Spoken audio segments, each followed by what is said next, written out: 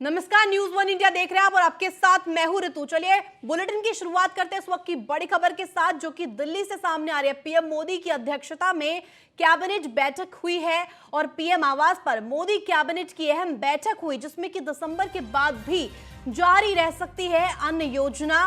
PM गरीब कल्याण अन्न योजना पर फैसला संभव है और ऐसे में पीएम गरीब कल्याण अन्न योजना पर फैसला भी आ सकता है। पीएम मोदी अपने आवास पर कैबिनेट बैठक कर रहे हैं। अहम बैठक बताई जा रही है क्योंकि कई मायनों में महत्वपूर्ण ये बैठक दिसंबर के बाद भी जारी रह सकती है। अन्न योजना, पीएम गरीब कल्याण अन्न योजना पर फैसला संभव।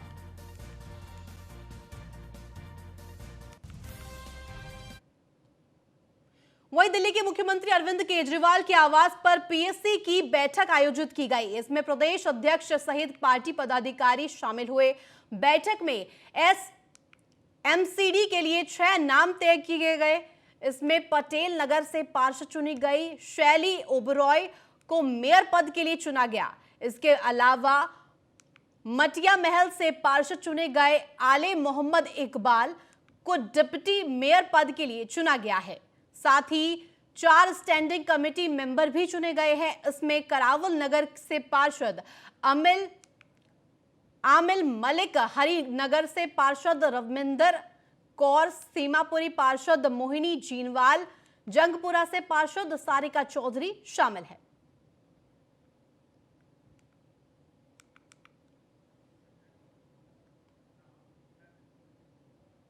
वहीं देहरादून करण माहरा ने की थी न्यूज वन इंडिया से खास बातचीत। उत्तराखंड कांग्रेस के प्रदेश अध्यक्ष है करण माहरा। राहुल गांधी की लोकप्रियता से सरकार डर गई है। बातचीत करने के लिए उत्तराखंड कांग्रेस के प्रदेश अध्यक्ष करण माहरा जी हैं। सर, अगर हम बात करें तो आज एक बैठक होने वाली है, चूंकि भारत जोड़ो यात्रा भी चल रही है। किन विषयों को लेकर चर्चा होगी कांग्रेस पार्टी मुख्यालय में? भारत जोड़ो यात्रा के विषय में भी इसमें चर्चा होनी है और 2 महीने का एक और कार्यक्रम दिया गया है, जिसमें भारत जोड़ो हाथ जोड़ो यात्रा है, जिसमें अभी तक जो हम यात्राएं अन्य राज्यों में कर रहे थे जहां भारत जोड़ो यात्रा नहीं जा रही, वहां हमने अभी जिला स्तर पर यात्राएं की हैं। आप लोग कह रहे हैं कि भारतीय जनता पार्टी कांग्रेस से डर गई, कोरोना से डरना चाहिए था, और भारतीय कांग्रेस के बीजेपी कह रही है कि कांग्रेस पार्टी कोरोना गाइडलाइंस को फॉलो करें, अगर ऐसा नहीं है तो उस भारत जोड़ो यात्रा को रोक देना चाहिए। 2-3 डाउट्स हैं हमको कांग्रेस को, और ये कहने का जो बात है कांग्रेस कह रही है उसके पीछे कारण भी है। पिछले बार का अगर हम सबक लें, पिछले बार की कोरोना यात्रा में, तो आपको याद होगा कि सबसे ज़्यादा संक्रमण जो है वो टूरिस्ट से हुआ था, और जब तक एयर सर्विसेज बंद नहीं गई तब तक वो यात्रा मतलब जो दिक्कतें थी वो बढ़ते गई। अगर इनको लगता है कि चाइना की वजह से दिक्कत है, तो क्या चाइना से आवागमन बंद करा दिया गया? गाइडलाइन जारी करना राहुल गांधी जी को यात्रा रोकने के लिए कहने से अच्छा होता कि ये एयरपोर्ट्स को बंद करते। मुख्यमंत्री ने मदरसों को भी चर्चा में ला दिया। उन्होंने कहा है कि मदरसों में पढ़ाई के साथ साथ अन्य गतिविधियों की भी जांच करनी चाहिए। मदरसों पे ध्यान देने से अच्छा होगा उनको संपूर्ण कानून व्यवस्था पे ध्यान देने की आवश्यकता है। उनके सारे कदम और जितने अभी तक उन्होंने चीज़ें उठाई हैं, स्टेप्स उठाए हैं, वो सारा ऐसा लगता है वोटों के ध्रुवीकरण के अलावा कुछ नहीं। कभी मज़ार की बात करते हैं, कभी जबरन धर्मांतरण की बात करते हैं, कभी मदरसों की बात करते हैं। अरे भाई, उसकी भी बात कर लो। जब यूपी की पुलिस को आके आतंकवादियों को हरिद्वार में पकड़ना पड़ा, आपको बिना जानकारी में दिए हुए पुलिस को, उत्तराखंड की पुलिस को कॉन्फिडेंस में लिए हुए यूपी की पुलिस आके उधम सिंह नगर में गोलियां चला जाती है और एक देश प्रमुख की पत्नी मर जाती है, उस पर भी ध्यान ले लीजिए। और जिससे वहाँ के जनजीवन का जीवन आसान हो, वो सुरक्षित रह सके। अंकिता जैसे केस दोबारा ना हो, कोई वीआईपी दोबारा से किसी बच्ची को ऐसी दशा में लाने की कोशिश ना करे। इन चीज़ों में मेरे माननीय मुख्यमंत्री जी को ध्यान देना चाहिए। धन्यवाद सर। तो ये थे हमारे साथ उत्तराखंड के कांग्रेस के प्रदेश अध्यक्ष करण माहरा, जिनका साफ तौर पे कहना है कि उत्तराखंड के मुख्यमंत्री पुष्कर सिंह धामी को मदरसों और तमाम चीज़ों से बचना चाहिए, उत्तराखंड के विकास में ध्यान देना चाहिए। वीडियो जर्नलिस्ट हिमांशु के साथ पीयूष तिवारी। वहीं पूर्व प्रधानमंत्री चौधरी चरण सिंह की जयंती के अवसर पर भरतपुर में सीएम अशोक गहलोत ने विभिन्न विकास कार्यों का शिलान्यास और लोकार्पण किया। साथ ही कार्यक्रम को संबोधित भी किया। इस दौरान मुख्यमंत्री अशोक गहलोत ने कहा कि राज्य सरकार किसानों के हित में अहम फैसले ले रही है। धर्म के बीच में, जाति के बीच में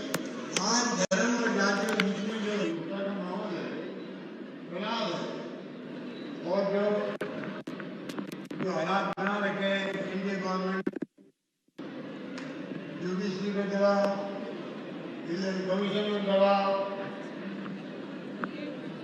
ईडी इनकम टैक्स सीबीआई में दबाव, और किसानों की जो पूछ नहीं, 7.25 किसान कितने किसान मारे गए हैं आंदोलन के अंदर। ये सरकार की सबसे बड़ी भूल थी, बिना किसान फसलों को पूछे हुए, उनके संतों को पूछे हुए सारे कानून पास कर दिए। किसानों की हिम्मत देखिए आप, तो पानी तो तुम बोलते रहते तो सब करी 7-7.25 तक सर्दी के अंदर गर्मी में बैठे रहना, उनका संघर्ष करना। हमने भी ऐसा नहीं कहते यहाँ पे काले कानूनों पर निवेश करके अपने कानून बनाए थे, नए कानून बनाए थे। दूसरी किसानों की लड़ाई जो थी पूरा देश उनके साथ था, और किसानों की प्रेरणाई शरण सिंह जी थे। वो 3 साल के हमने प्रदर्शन किए, बहुत ही उसका स्वागत हुआ। मात्र दृष्टिकोण हमने कहा कर्मचारियों को भी पेंशन की योजना जो पुरानी थी वो लागू होनी चाहिए, वो लागू में खड़ी है। यहाँ पर एक के बाद एक जो फैसले किए हैं वो आप समझा। वहीं जयपुर में राज्यपाल कलराज मिश्र से राजभवन में राजस्थान राज्य भारत स्काउट और गाइड संस्था के राज्य मुख्य आयुक्त निरंजन कुमार आर्य ने मुलाकात की। राज्यपाल श्री मिश्र से उनकी यह शिष्टाचार भेंट थी।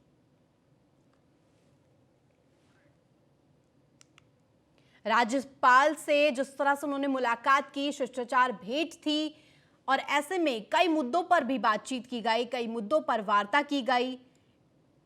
इसमें राज्यपाल से आर्य की यह भेंट कई मायनों में अहम बताई जा रही है। राज्यपाल से आर्य की शिष्टाचार भेंट।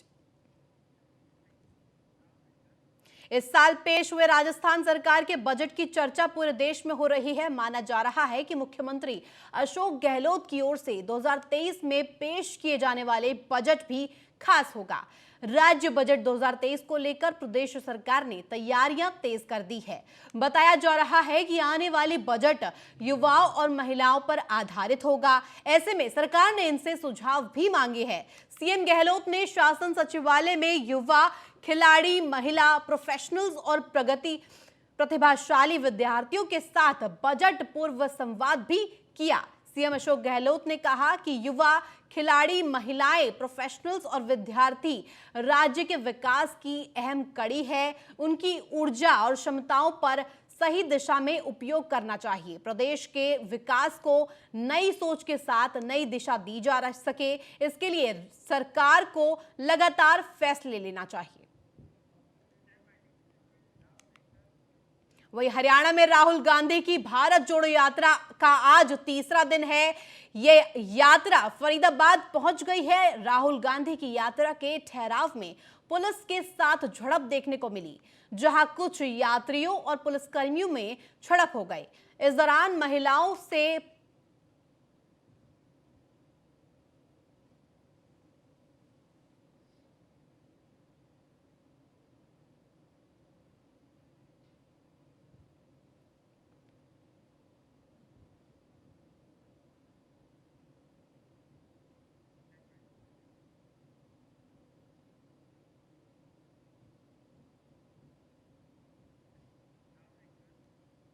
वही हरियाणा में राहुल गांधी की भारत जोड़ो यात्रा का आज तीसरा दिन है। ये यात्रा फरीदाबाद पहुंच गई है। राहुल गांधी की यात्रा के ठहराव में पुलिस के साथ झड़प देखने को मिली, जहां कुछ यात्रियों और पुलिसकर्मियों में झड़प हो गई। इस दौरान महिला से पड़ी, इसको लेकर दीपेंद्र हुड्डा ने नाराजगी भी जताई है।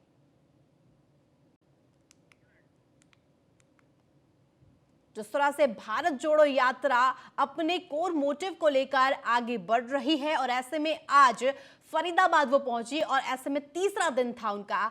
आज भारत जोड़ो यात्रा, जिस तरह से एक के बाद एक मामले भी सामने आ रहे हैं, जिसमें कहा जा रहा है कि भारत जोड़ो यात्रा को रोकने की भी साजिश रची जा रही है। राहुल गांधी की भारत जोड़ो यात्रा आज पहुंच गई फरीदाबाद, जहां पर आप तस्वीरों में देख सकते हैं किस तरह से लोगों से अपील करते हुए, बातचीत करते हुए, कनेक्ट करते हुए राहुल गांधी दिखाई दिए। राहुल गांधी फरीदाबाद में नाइट स्टे भी करेंगे, इसकी भी जानकारी हम आपको दे दें। और साथ ही साथ कल दिल्ली की तरफ रुख करेंगे राहुल गांधी।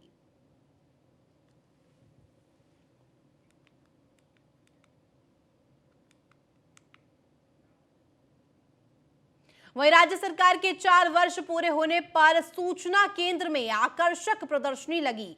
इस दौरान जिला दर्शन विकास पुस्तिका का विमोचन किया गया। सूचना केंद्र में आयोजित इस प्रदर्शनी में राज्य सरकार के 4 वर्ष की उपलब्धियों को आकर्षक रंगीन चित्रों के माध्यम से प्रदर्शित किया गया। जिले में हुए विभिन्न निर्माण और विकास कार्यों के साथ साथ फ्लैगशिप कार्यक्रमों को भी प्रमुखता से दिखाया गया। प्रदर्शनी में राजकीय मेडिकल कॉलेज, कृषि महाविद्यालय, इंदिरा रसोई, सड़कों का विकास इत्यादि को रंगीन चित्रों के माध्यम से दिखाया गया।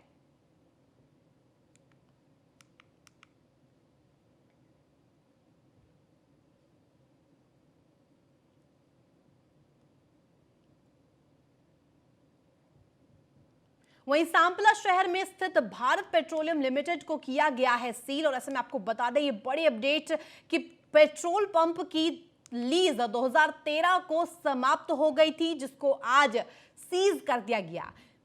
यह पेट्रोल पंप नगर पालिका सांपला की जमीन पर स्थित है और काफी लंबे समय से इसके बकाये राशि का भुगतान भी नहीं किया गया था। जिला उपायुक्त द्वारा आदेश मिलने पर नायब तहसीलदार आशीष मलिक ड्यूटी मजिस्ट्रेट के तौर पर नगर पालिका कर्मचारी और पुलिस बल के साथ सांपला बाजार में स्थित भारत पेट्रोल पंप पर पहुंचे और कानूनी प्रक्रिया पूरी कर पेट्रोल पंप को सील कर दिया। स्लिप पोजीशन के लिए ऑर्डर आए थे। एज अ ड्यूटी मजिस्ट्रेट मैं यहाँ आया और कमेटी के साथ मिलकर उनकी पोजीशन पेट्रोल पंप की दिलाई गई। तो क्या मामला था, क्यों किया गया? बेसिकली क्या है कि ये म्युनिसिपल कमेटी की जमीन थी और इस पे मेरे हिसाब से पहले ये रेंट पे चलती आ रही थी, जिसका कुछ राशि भी बकाया है कमेटी की तरफ। इसलिए जो आदेश आए उसकी पालना हेतु इसको। तो चलिए, वक्त हो चला छोटे से ब्रेक का। ब्रेक के बाद फौरन हाजिर होते हैं।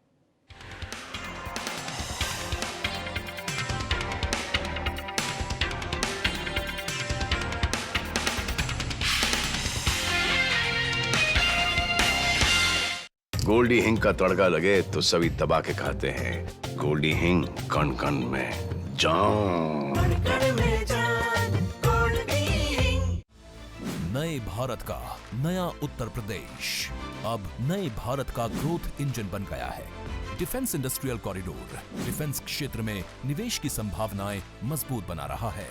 आइए नए उत्तर प्रदेश की क्षमता और असीमित अवसरों से सफलता की नई कहानी लिखें।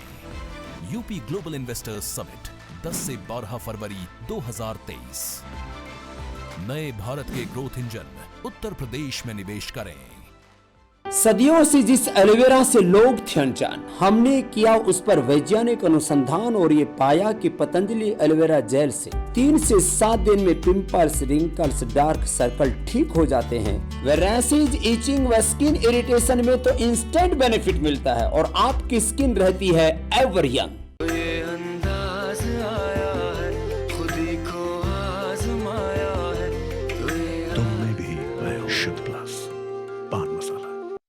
आशीर्वाद इंजकॉन लेकर आए हैं आपके शहर पटना में Ashirwad rose valley at Didarganj. Premium flats सभी आधुनिक सुविधाओं के साथ। हर घर की पहली पसंद केएम हींग, जिसकी खुशबू खाने का स्वाद और बढ़ा देती है। तो अब से कोई ऐसा वैसा हींग नहीं, सिर्फ केएम हींग ही घर लाएं और खाने को लाजवाब बनाएं। जब पशुओं को मिलेगा प्यार और मिल्को मोर पशु आहार, तो दूध बहेगा, मुनाफा बढ़ेगा। मिल्को मोर पशु आहार। प्योर हनी की पहचान सिर्फ टेस्ट से नहीं, टेस्ट से होती है। प्योरिटी के 100 से अधिक पैरामीटर्स पर खरा है पतंजलि हनी। पतंजलि हनी, प्योरिटी की 100% गारंटी।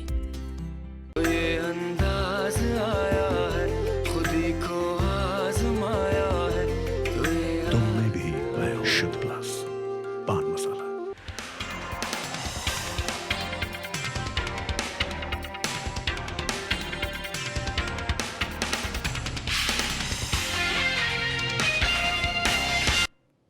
ब्रेक के बाद आपका स्वागत है। चलिए रुक करते खबरों की ओर। पटियाला में डीजीपी पंजाब गौरव यादव के आदेश अनुसार एडीजीपी और एएसएसपी ने रेलवे स्टेशन पर बस स्टैंड पे अभियान चलाया। बता दें कि यात्रियों और बस स्टैंड के अंदर की दुकानों की तलाश की गई।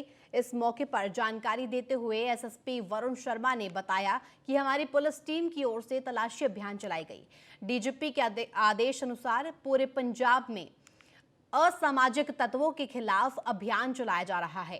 मुख्य राजमार्ग, बस स्टैंड और रेलवे स्टेशनों पर तलाशी जारी है। हर जिले में वरिष्ठ अधिकारियों की ड्यूटी लगाई गई है। किसी भी अराजक तत्व को बख्शा नहीं जाएगा।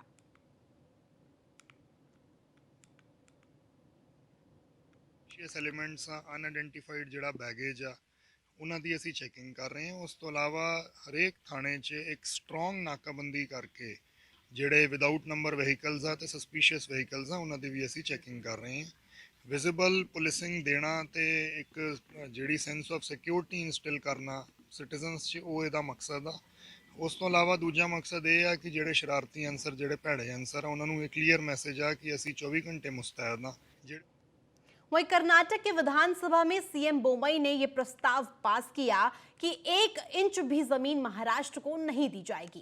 उस पर संजय राउत ने देशद्रोही और चीन को एजेंट बताया, जिसका जवाब आज संजय राउत ने दिया।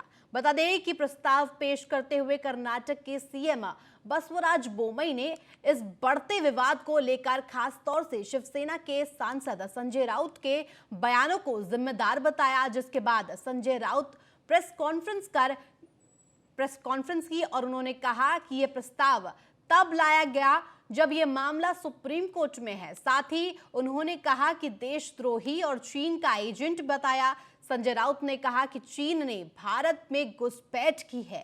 इसी तरह से कर्नाटक महाराष्ट्र की सीमा में घुस रहा है। हमने इतना ही नहीं कहा था। मुझे चीन का एजेंट कहने से पहले वह पीएम मोदी पर अपनी राय जरा दे दे।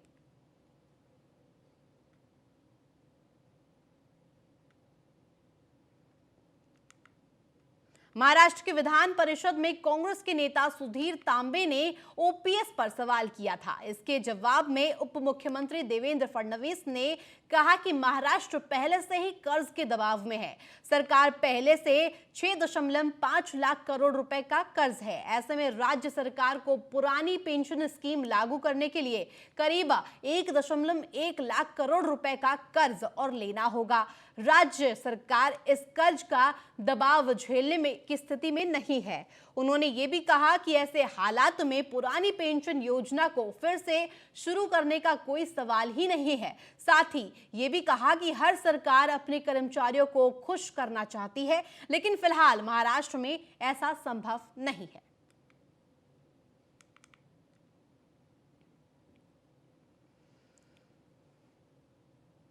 अगली खबर महाराष्ट्र से, जहां महाराष्ट्र में विधानसभा के शीतकालीन सत्र के 5वें दिन विपक्ष आक्रामक रूप में दिखाई दिया।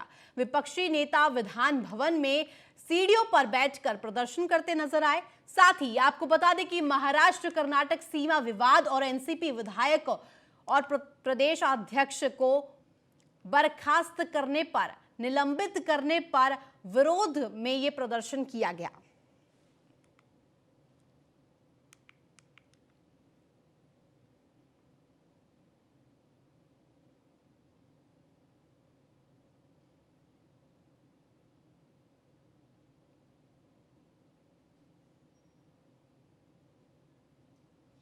महाराष्ट्र विधानसभा का शीतकालीन सत्र चल रहा है। इस बीच हमारे संवाददाता ने विधायक धनंजय मुंडे से खास बातचीत की। इस बीच महाराष्ट्र का प्रकल्प गुजरात लेकर जाने के सवाल पर उन्होंने क्या कहा, आइए सुनवाते हैं। भाऊ, जयंत पाटिल इनका निलंबन हुआ है, क्या बताएंगे उसके ऊपर? देखिए, जो उन्होंने कहा था वो सरकार की बेशर्माई का विषय बोला था। व्यक्तिगत चेयरपर्सन के खिलाफ उन्होंने कुछ भी नहीं बोला था, लेकिन जानबूझकर उनको सस्पेंड करने के लिए वो सारा विषय इस तरीके से सरकार ने सदन में लाया कि उन्होंने चेयरपर्सन के खिलाफ ऐसे बोला। हकीकत ये नहीं है।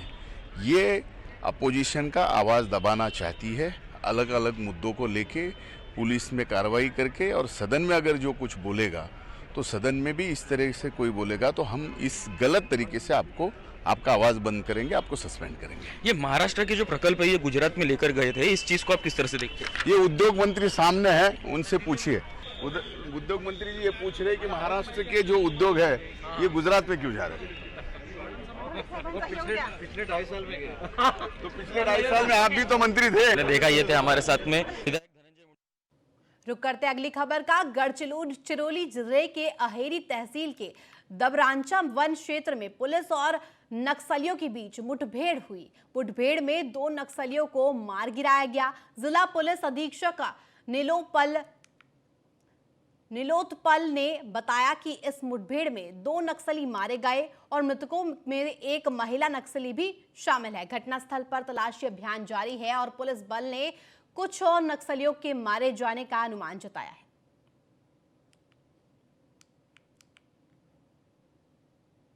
वहीं पुणे से भारतीय जनता पार्टी के विधायक मुक्ता तिलक का यहां एक निजी अस्पताल में निधन हो गया। अस्पताल प्रशासन ने यह जानकारी दी। वह 57 साल की थी और 5 साल से कैंसर से जूझ रही थी। वह कस्बा विधानसभा क्षेत्र का प्रतिनिधित्व भी कर रही थी और पहली बार विधायक भी बनी थी। गैलेक्सी केयर हॉस्पिटल के चिकित्सा अधीक्षक डॉक्टर शैलेश पुताकेम्बर ने कहा कि 5 साल पहले पता चला था कि उन्हें कैंसर है।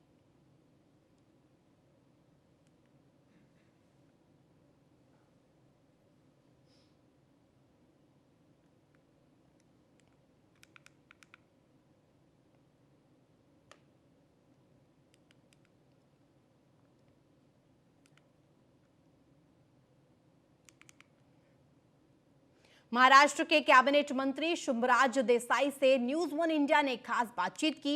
इस दौरान क्या कुछ हुआ, आइए सुनते हैं। देसाई हमारे साथ में। सर, आपने कहा है कि कर्नाटक के मुख्यमंत्री की कंप्लेंट जो है आप एकनाथ शिंदे जी को करेंगे। नहीं, कर्नाटक के मुख्यमंत्री का दिल्ली में उन्होंने जो कहा था उसके विरुद्ध में यहाँ आके उन्होंने बर्ताव किया है। पहले उन्होंने कहा कि हम किसी को आने जाने के लिए रोकेंगे नहीं, और उसके बाद 19 तारीख को जो हमारे एमपी लोग जा रहे थे, हमारे एमएलए लोग जा रहे थे, तो उनको उन्होंने रोका। इस बारे में हमारी जो नाराजगी है वो लिखित स्वरूप में सीमावर्ती भागों के हम जो मंत्री आए, चंद्रकांत दादाजी और मैं, हम दोनों ही लिखित स्वरूप में ये हमारा नाराजगी माननीय केंद्रीय गृह मंत्री अमित शाह साहब के सामने रखने की सोच रहे।